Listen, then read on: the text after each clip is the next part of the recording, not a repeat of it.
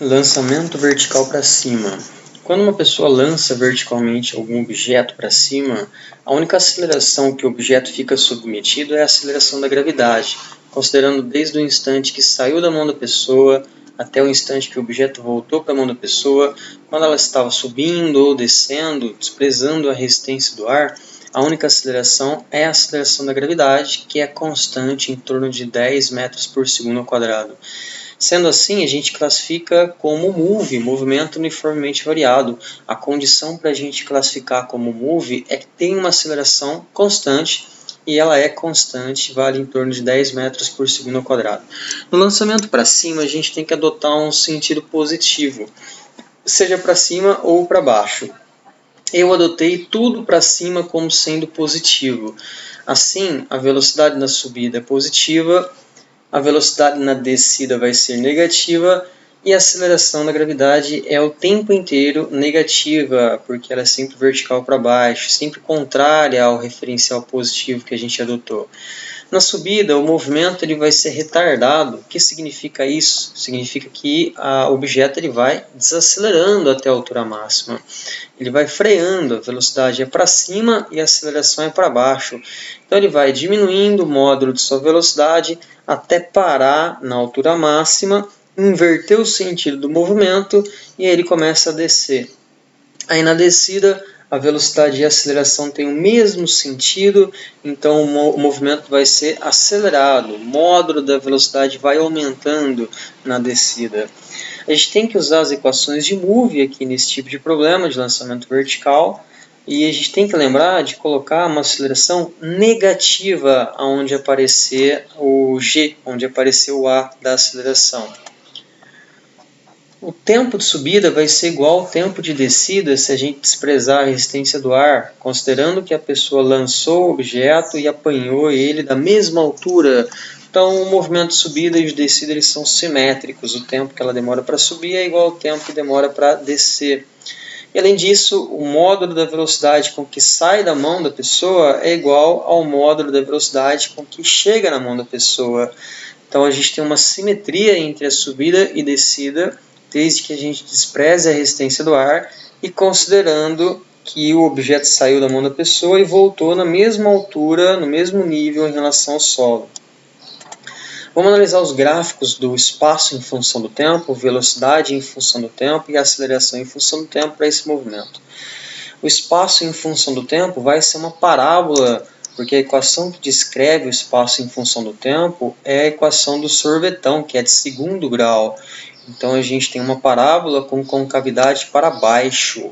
A concavidade da parábola é para baixo porque a gente está adotando o sentido para cima como sendo positivo e a aceleração da gravidade ela é negativa.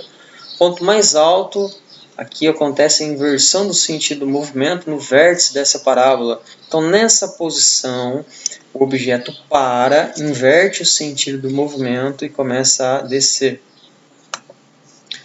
O gráfico da velocidade em função do tempo vai ser uma reta, porque a equação que descreve esse movimento é uma equação de primeiro grau, V igual a V0 mais AT, onde o A é a aceleração da gravidade, que a gente está considerando negativa por conta do referencial.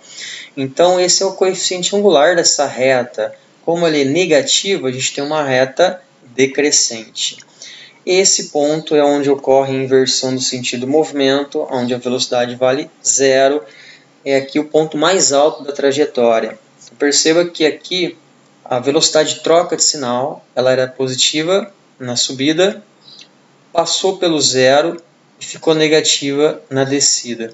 Então a inversão do sentido do movimento é quando a velocidade troca de sinal passando pelo 0. Ela era positiva, passou pelo 0 e ficou negativa. E a aceleração ela é constante o tempo inteiro, menos 10 metros por segundo ao quadrado, então ela é sempre o mesmo valor. É uma reta horizontal aqui e vale menos 10. Aí a gente tem a comparação dos três, espaço, velocidade e aceleração em função do tempo. Perceba que é uma correspondência entre o vértice da parábola e o ponto onde a velocidade se anula, que é o ponto mais alto da trajetória, a inversão do sentido do movimento do projétil.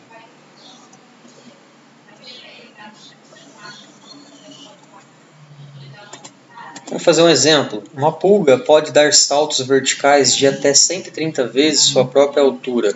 Para isso, ela imprime ao seu corpo um impulso que resulta numa aceleração ascendente. Qual é a velocidade inicial necessária para a pulga alcançar uma altura de 0,2 metros? Então, ela parte com uma velocidade inicial que a gente vai descobrir. Na altura máxima, ela para momentaneamente, inverte o sentido do movimento para começar a descer.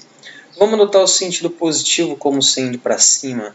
Dessa forma, a aceleração da gravidade vai ser negativa, menos 10 metros por segundo ao quadrado. Vamos à equação de Torricelli, porque a gente não tem o tempo que ela demora para subir até a altura máxima e nem quer descobrir o tempo que ela vai demorar para subir.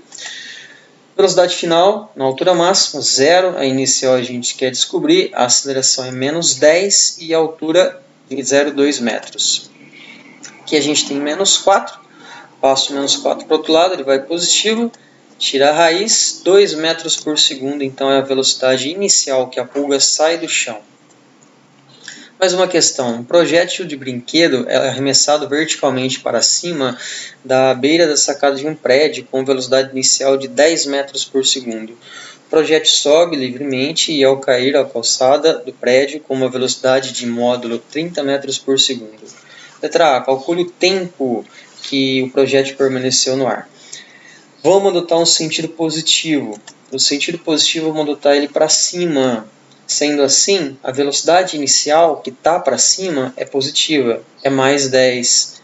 Mas a velocidade final com que ela chega no chão, como ela está para baixo, a gente vai ter que colocar negativo aqui no 30. Vamos colocar menos 30 metros por segundo. A aceleração da gravidade também a gente vai ter que colocar menos 10 metros por segundo ao quadrado por conta do referencial. Vamos à equação V igual a V0 mais AT. Então, velocidade inicial é mais 10, a final, que ela chega no chão, menos 30, aceleração da gravidade, menos 10. Passando menos 10t para o outro lado, ele vai positivo, passando menos 30 para a direita, ele vai positivo, e a gente tem 40, 40 dividido por 10, 4 segundos é o tempo que ela permaneceu no ar.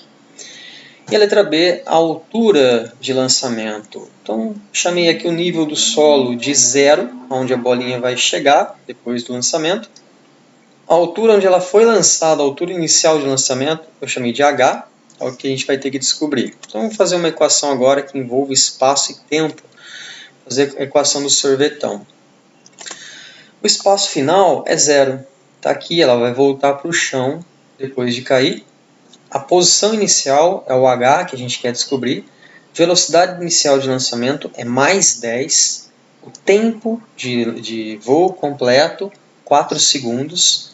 Aceleração, menos 10. E o tempo, novamente, 4. Aqui a gente tem 160 dividido por 2, menos 80. 40 menos 80, menos 40. Passando 40 negativo para o outro lado. Essa é a altura inicial de lançamento, 40 metros. Para finalizar, um garoto lança uma pedra verticalmente para cima a partir do solo no instante 0. O gráfico representa a altura dessa pedra em função do tempo.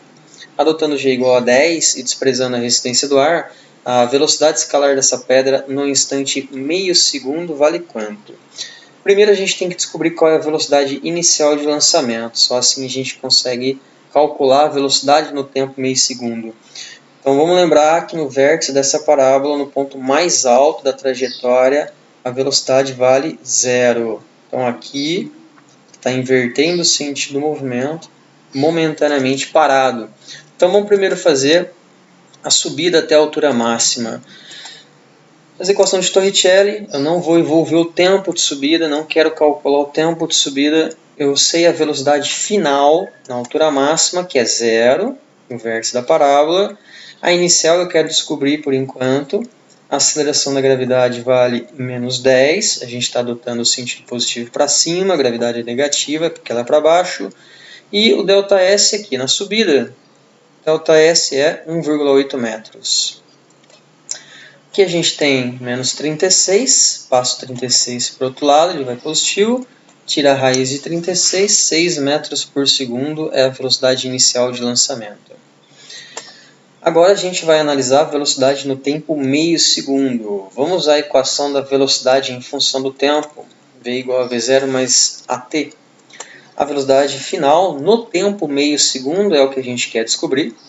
A velocidade inicial é 6, que a gente acabou de achar. Gravidade menos 10. E o tempo que o problema está pedindo é meio segundo. A velocidade no instante meio segundo, eu coloquei aqui no lugar do tempo. Então aqui dá menos 5, 6 menos 5, 1 metro por segundo. Essa é a velocidade no instante meio segundo.